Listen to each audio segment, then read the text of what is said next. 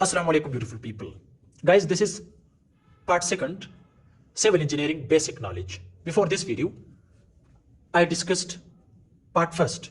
If you need part first, so the link is in the description of this video. So watch the part first also, because that one is also very important.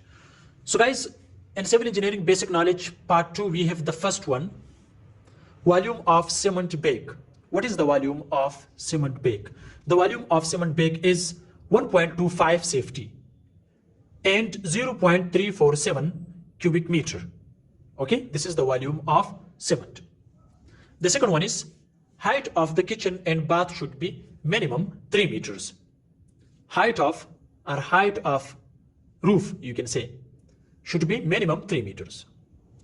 The third one is use single mesh of reinforcement for the residential building. Single reinforcement mesh, single mesh. Okay, how? As you can see the footing. So here in the footing, steel reinforcement, as you can see, these are the longitudinal bars. Okay, so here in this cross section you will see it should be singly reinforcement. Okay, this one, but not this one. This is double reinforcement. Guys, you can see here, this is double reinforcement. So therefore, double reinforcement should be used for the mega projects or for commercial building, but singly reinforcement mesh should be used for the residential building. Okay. Now guys, the next one is, which is, one second guys. The fourth one is curing of concrete should not be less than 7 days. So minimum the curing time should be 7 days. Okay.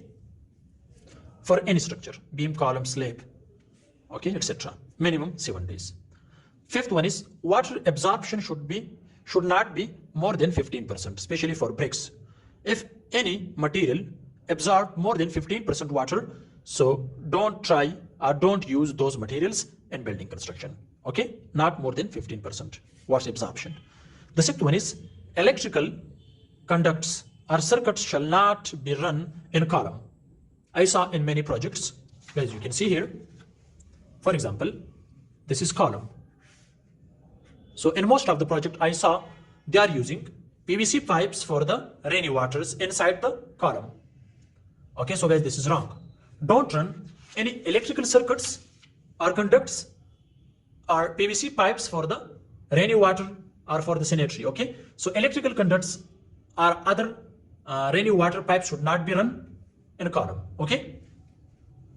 The seventh one is, guys, water cement ratio decides strength of concrete.